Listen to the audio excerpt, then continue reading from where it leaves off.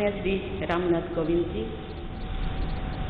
उपराष्ट्रपति श्री एम वेंकैया नायडू जी, प्रधानमंत्री श्री नरेंद्र मोदी जी, लोकसभा के स्पीकर श्री ओम बिरला जी, चीफ जस्टिस एन.वी. रमन्ना जी, सम्मानित सांसदगण, अन्य महानुभावों, देवियों और स्वजनों तथा मेरे प्यारे देशवासियों, सभी को जोहार।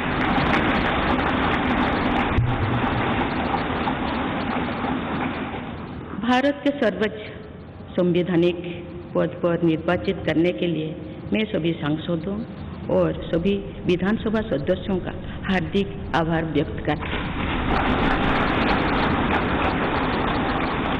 आपका मत देश के करोड़ों नागरिकों के विश्वास की अभिव्यक्ति है। मैं भारत के समस्त नागरिकों की आशा आकांक्षा और अधिकारों की प्रतीक इस पवित्र संसद से सभी देशवासियों का पूरी विनम्रता से अभिनंदन करता हूँ।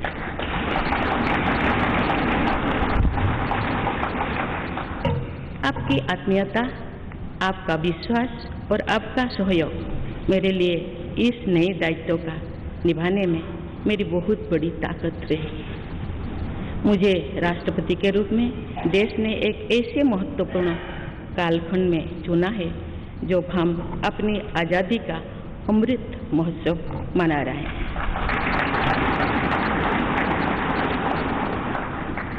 आज से कुछ दिन बाद ही देश अपनी स्वाधीनता के 75 वर्ष पूरी करेगा। ये भी एक संयोग है कि जब देश अपनी आज़ादी के 50वें वर्ष का पर्व मना रहा था तभी मेरे राजनीतिक जीवन की शुरुआत हुई थी। और आज आज़ादी के 75वें वर्ष में मुझे ये नया दायित्व मिला है। इस ऐतिहासिक समय में जब भारत अगले 25 वर्षों के विजन को हासिल करने के लिए पूरी ऊर्जा से जुटा हुआ है, मुझे ये जिम्मेदारी मिलना मेरा बहुत बड़ा सौभाग्य है। मैं देश की ऐसी पहली राष्ट्रपति भी हूँ जिसका जन्म आज़ाद भारत में हुआ है। हमारे स्वाधीनता सेनानियों ने आज़ाद हिंदुस्तान के हम नागरिकों से जो अपेक्षाएं की थी उनकी पूर्ति के लिए इस अमृत काल में हमें तेज गति से काम करना होगा। इन 25 वर्षों में अमृत काल की सिद्धि का रास्ता 2 पटरियों पर आगे बढ़ेगा, सबका प्रयास और सबका कर्तव्य। भारत के उज्जवल भविष्य की नई विकास यात्रा हमें सबके प्रयास से करनी है, कर्तव्य पथ पर चलते हुए करनी ही है। कल यानी 26 जुलाई को कारगिल विजय दिवस भी है। ये दिन भारत की सेनाओं के शौर्य और संयम दोनों का ही प्रतीक है। मैं आज देश की सेनाओं को तथा देश के समस्त नागरिकों को कारगिल विजय दिवस की अग्रिम शुभकामनाएं देती हूँ। देवियों और स्वजनों, मैंने अपनी जीवन यात्रा पूर्वी भारत में ओडिशा के एक छोटे से आदिवासी गांव से शुरू की थी। मैं जिस पृष्ठभूमि से आती हूँ वहाँ मेरे लिए प्रारंभिक शिक्षा प्राप्त करना भी एक सपने जैसा ही था, लेकिन अनेक बाधाओं के बावजूद मेरा संकल्प दृढ़ रहा और मैं कॉलेज जाने वाली अपने गांव की पहली बेटी थी।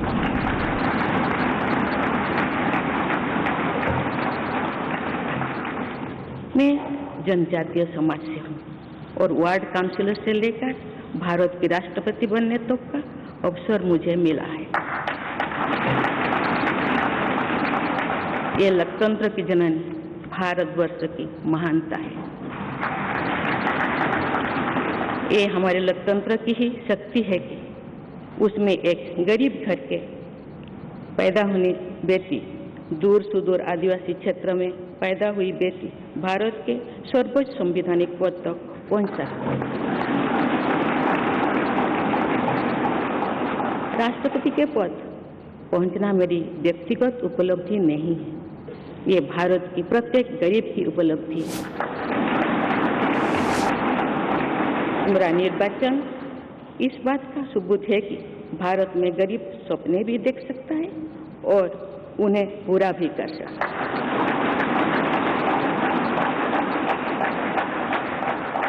और ये मेरे लिए बहुत संतोष की बात है कि जो सदियों से वंचित रहे, जो जीवन विकास के लाभ से दूर रहे, वे गरीब, दलित, पिछड़े तथा आदिवासी मुझे ये अपना प्रतिबिंब देख सकते हैं। मेरे इस निर्वाचन में देश के गरीब का आशीर्वाद शामिल है। देश की करोड़ों महिलाओं और बेटियों के सपनों और सामर्थ्य की झलक है। मेरे इस निर्वाचन में पुराने लीग से हटकर नए रास्ते पर चलने वाले भारत के आज के युवाओं का साहस भी शामिल है। ऐसे प्रगतिशील भारत का नेतृत्व करते हुए आज मैं खुद को गौरवान्वित महसूस कर रही हूँ। मैं आज समस्त देशवासियों को, विशेषकर भारत के युवाओं को तथा भारत की महिलाओं को ये विश्वास दिलाती हूँ कि इस पद पर कार्य करते हुए मेरे लिए उनके हित सर्वोपरि होंगे। देवियों और स्वजनों, मेरे सामने भारत के राष्ट्रपति पद की ऐसी महान विरासत है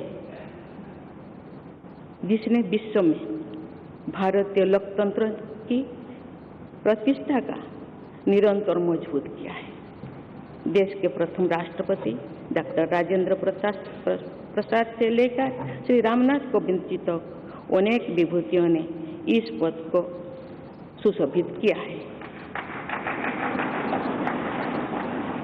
इस पद के साथ साथ देश ने इस महान परंपरा के प्रतिनिधित्व का दायित्व भी मुझे सौंपा है। संविधान के आलोक में मैं पूरी निष्ठा से अपने कर्तव्यों का निर्वहन करूंगी। मेरे लिए भारत के लोकतांत्रिक सांस्कृतिक आदर्श और सभी देशवासी हमेशा मेरे ऊर्जा के स्रोत रहेंगे।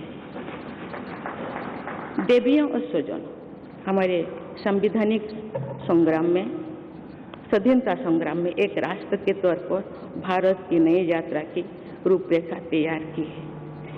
हमारा स्वाधीनता संग्राम उन संघर्षों और बलिदानों की अविरल धारा है जिसने आजाद भारत के लिए कितनी ही आदर्शों और संभावनाओं की सिंचा था। पूज्य बापू ने हमें स्वराज, स्वदेशी, स्वच्छता और सत्याग्रह द्वारा भारत के सांस्कृतिक आदर्शों की स्थापना का मार्ग दिखाया था।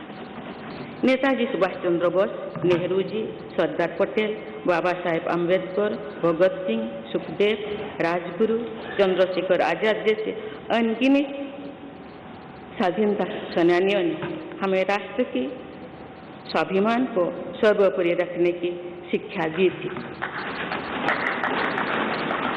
रानी लक्ष्मीबाई, रानी वेलु नाचियार, रानी गाइदिन्लु और रानी चेन्निमा जैसी अनेकों वीरांगनाओं ने राष्ट्र इच्छा और राष्ट्र निर्माण में नारी शक्ति की भूमिका को नई ऊर्जा दी है। संथाल क्रांति, पाइक क्रांति से लेकर कोल क्रांति और भील क्रांति ने स्वतंत्रता संग्राम में आदिवासी योगदान को और सशक्त किया। सामाजिक उत्थान एवं देश प्रेम के लिए धरती आबा भगवान बिरसा मुंडा जी के बलिदान से हमें प्रेरणा मिली थी। मुझे खुशी है कि आज़ादी की लड़ाई में जनजातीय समुदाय के योगदान को समर्पित अनेक म्यूजियम देश भर में बनवाया जा रहा है। देवियों और स्वजनों, एक संसदीय लोकतंत्र के रूप में 75 वर्ष में भारत ने प्रगति के संकल्प को सहभागिता एवं सर्वसम्मति से आगे बढ़ाया है। विविधताओं से भरे अपने देश में हम अनेक भाषा, धर्म, संप्रदाय, खान पान, रहन सहन, रीति रिवाजों का अपनाते हुए एक भारत श्रेष्ठ भारत के निर्माण में सक्रिय है। आजादी के 75वें वर्ष के अवसर पर आया है अमृतकाल। भारत के लिए नए संकल्पों का कालखंड है। आज मैं इस नए युग के स्वागत में अपने देश को नई सोच के साथ तत्पर और तैयार देख रही हूँ। भारत आज हर क्षेत्र में विकास का नया अध्याय जोड़ रहा है। कोरोना महामारी के वैश्विक संकट का सामना करने में भारत ने जिस तरह का सामर्थ्य दिखाया है, उसने पूरे विश्व में भारत की साख बढ़ाया है।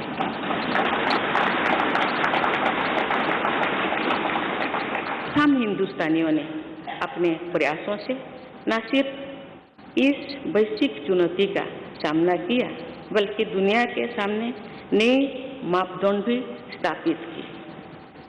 कुछ दिन पहले भारत ने कोरोना वैक्सीन की 200 करोड़ डोज लगाने का कीर्तिमान बनाया है। इस पूरी लड़ाई में भारत के लोगों ने जिस संयम, साहस और सहयोग का परिचय दिया, वो एक समाज के रूप में हमारी बढ़ती हुई शक्ति और संवेदनशीलता का प्रतीक है। भारत ने इन मुश्किल हालात में न केवल खुद को संभाला, बल्कि दुनिया की मदद भी की। कोरोना महामारी से बने माहौल में आज दुनिया भारत को नए विश्वास से देख रही है। दुनिया की आर्थिक स्थिरता के लिए, सप्लाई चेन की सुगमता के लिए और वैश्विक शांति के लिए दुनिया को भारत से बहुत उम्मीदें हैं।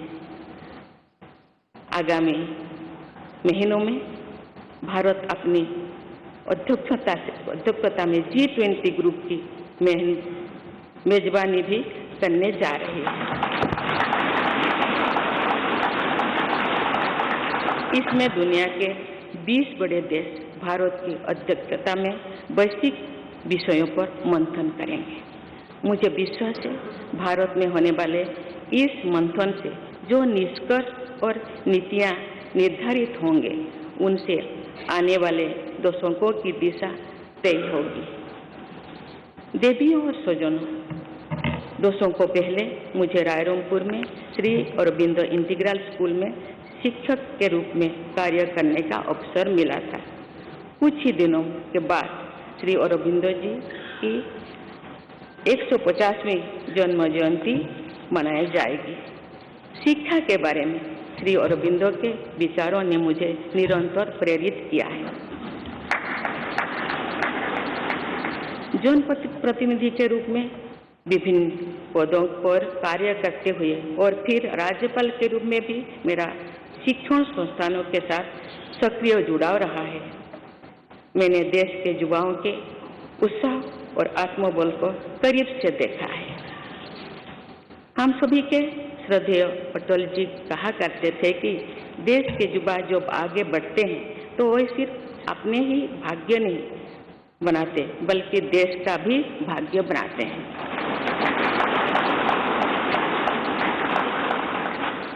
आज हम इसे सोच होते देख रहे हैं।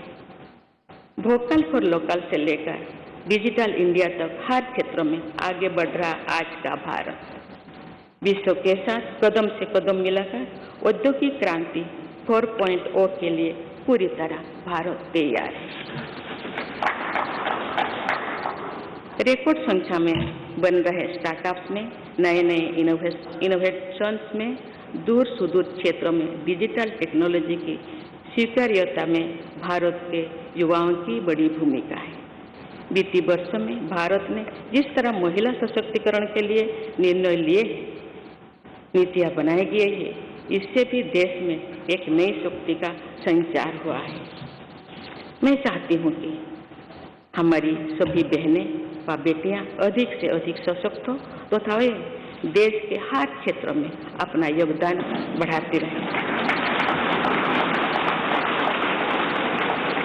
मैं अपने देश के युवाओं से कहना चाहती हूँ कि आप न केवल अपने भविष्य का निर्माण कर रहे हैं, बल्कि भविष्य के भारत की नींव भी रख रहे हैं। देश के राष्ट्रपति के तौर पर मेरा हमेशा आपको पूरा सहयोग रहेगा। देवियों और सूर्यों, विकास और प्रगतिशीलता का अर्थ निरंतर आगे बढ़ना होता है, लेकिन साथ ही अपने अतीत का ज्ञान भी उतना ही आवश्यक है। आज जो विश्व सस्टेनेबल प्लैनेट की बात कर रहे हैं, तो उसमें भारत की प्राचीन परंपराओं, हमारे अतीत की सस्टेनेबल लाइफस्टाइल की भूमिका और बढ़ जाती है। मेरा जन्म तो उस जनजातीय परंपरा से हुआ है जिसने हजारों वर्ष से प्रकृति के साथ तालमेल बनाकर जीवन को आगे बढ़ाया है। मैंने जंगल और जलाशयों के महत्व को अपने जीवन में महसूस किया है। हम प्रकृति से जरूरी संसाधन लेते हैं और उतनी ही श्रद्धा से प्रकृति से सेवा भी करते हैं। यहाँ संवेदनशीलता का आज वैश्विक अनिवार्यता बन गया है। मुझे इस बात की प्रसन्नता है कि भारत पर्यावरण संरक्षण के क्षेत्र में विश्व का मार्गदर्शक बन रहा है। देवियों और स्वजन, मैंने अपने अब तक के जीवन में जौन सेवा में ही जीवन की सार्थकता को अनुभव किया है। श्री जगन्नाथ क्षेत्र के एक प्रख्यात कवि भीम भोई जी की कविता की एक पंक्ति है, मो जीवन पछे नरके पड़ी थाउ जगत उद्धार।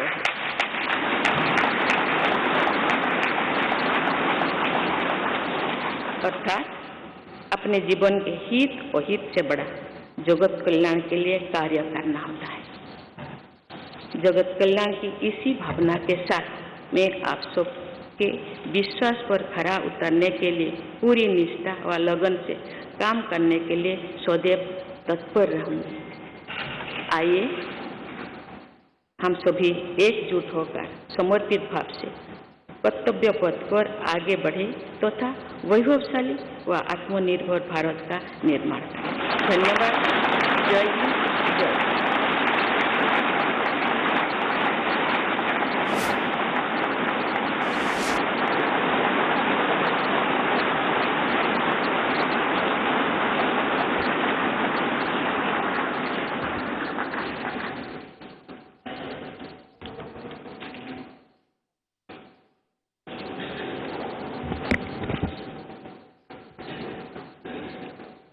Honorable President, Srimati Draupadi Murmu ji, respected Sri Ramnath Kovind ji, Prime Minister Sri Narendra Bhai Modi ji, Speaker of Lok Sabha Sri Om Birla ji, Chief Justice of India Sri N.V. Ramana ji, respected parliamentarians, other dignitaries, brothers and sisters, and my dear fellow citizens, Namaskar.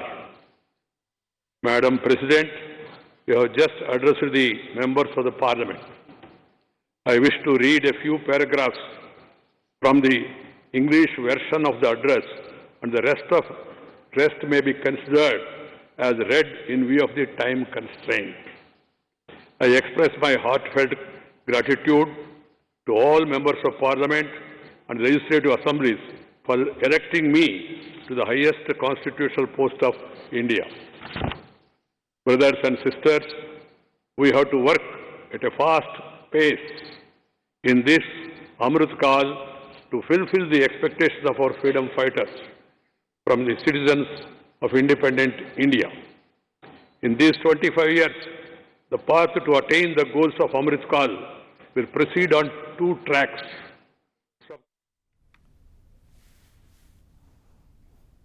Draupadi Murmu రాష్ట్రపతిగా ప్రమాణ స్వీకారం చేశారు. CJ N V Ramana Draupadi Murmu చేత ప్రమాణ స్వీకారం చేయించారు. అనంతరం రాష్ట్రపతి హోదాలో తొలిసారిగా ద్రౌపది ముర్ము ప్రసంగం చేయడం ఇప్పటివరకు మనం చూసాం. తనను అత్యున్నత పదవికి ఎన్నుకున్నందుకు దేశ ప్రజలందరికీ కూడా రాష్ట్రపతి ద్రౌపది ముర్ము శుభాకాంక్షలు తెలియజేశారు. అందరికీ ధన్యవాదాలు తెలియజేశారు. అలాగే రాబోయే 25 సంవత్సరాల్లో మనం ఇంకా పురోగతిని సాధించాల్సిన అవసరం ఎంతైనా ఉందని ద్రౌపది ముర్ము వ్యాఖ్యానించారు.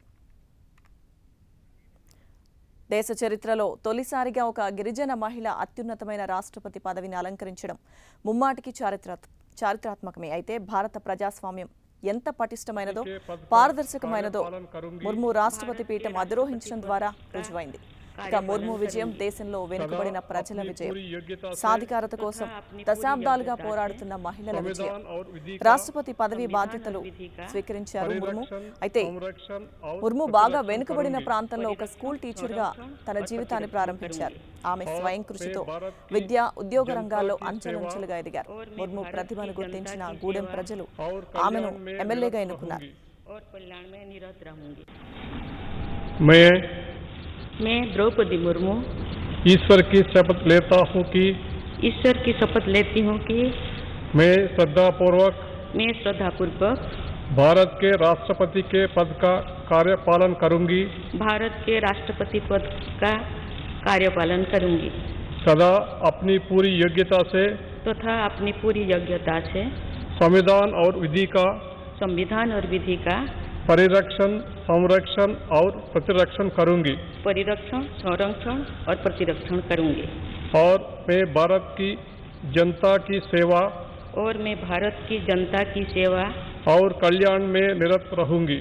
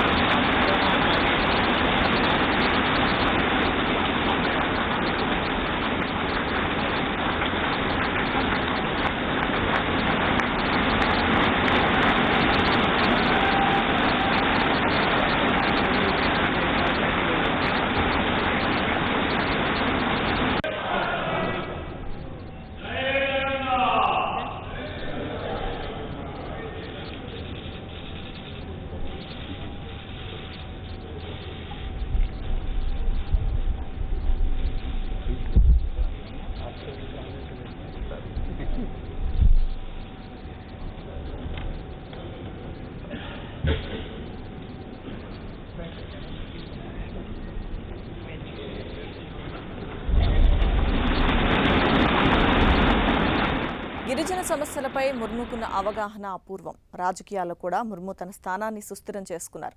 ఒడిశాలో బిజు జనతా దళ్ బీజేపీ సంకీర్ణ మంత్రివర్గంలో మంత్రి పదవిని నిర్వహించి తమ ప్రాంతంలో గిరిజనుల విద్య, ఉద్యోగ అభివృద్ధికి ఎంతో కృషి చేశారు. ముర్ము ప్రాతినిధ్యం వహించిన మయూర్భంజ్ జిల్లా ఒడిశాలోనే బాగా వెనుకబడిన జిల్లా. ఇక ఒడిశాలోనే కాకుండా ఉత్తరాంధ్ర, తెలంగాణ, జార్ఖండ్, పశ్చిమ బెంగాల్కు విస్తరించి ఉన్న గిరిజన ప్రాంతాల ప్రతినిధిగా ఆమె తరచూ కేంద్రానికి తమ ప్రాంత సమస్యలను నివేదించేవారు. ఇక జార్ఖండ్ గవర్నర్గా పనిచేసినప్పుడు అక్కడి గిరిజనుల సమస్యల పరిష్కారానికి కృషి చేసి వారి అభిమానాన్ని పొందారు.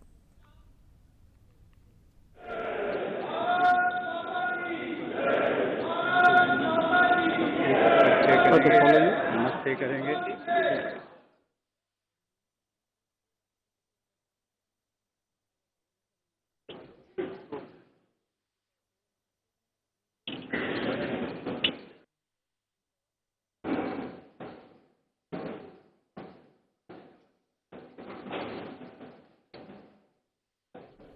భారత 15వ రాష్ట్రపతిగా ద్రౌపది ముర్ము ప్రమాణ స్వీకార కార్యక్రమం ముగిసింది. సీజే ఎన్వి రమణ ద్రౌపది ముర్ము చేత ప్రమాణ స్వీకారం చేయించారు. అనంతరం రాష్ట్రపతి హోదాలో ద్రౌపది ముర్ము తొలి ప్రసంగం చేశారు. అనంతరం పార్లమెంట్ హాల్లో ఉన్న వారందరూ కూడా అభివాదం చేస్తున్న దృశ్యాలు మనం స్క్రీన్ మీద చూస్తున్నాం. మాజీ రాష్ట్రపతి రామ్నాథ్ కోవింద్ కూడా ద్రౌపది ముర్ము వెంటే ఉన్నారు. ఇక ప్రస్తుత రాష్ట్రపతి ద్రౌపది ముర్ము, ప్రధాని నరేంద్ర మోదీ, అలాగే అక్కడున్న మిగతా వారందరికీ కూడా అభివాదం చేస్తున్న దృశ్యాలు చూస్తున్నాం. అంతకుముందు రాష్ట్రపతి హోదాలో తొలి ప్రసంగం చేశారు ద్రౌపది ముర్ము. అత్యున్నత పదవికి తనను ఎన్నుకున్నందుకు దేశ ప్రజలందరికీ కూడా ధన్యవాదాలు తెలియజేశారు ద్రౌపది ముర్ము. ఇక రాబోయే సంవత్సరాల్లో ఎంతో పురోగతిని సాధించాల్సిన అవసరం ఉంది, అందరం కలిసి కృషి చేద్దామంటూ కూడా ద్రౌపది ముర్ము తన ప్రసంగంలో వినిపించారు. ప్రస్తుతం అక్కడ ఉన్న నేతలు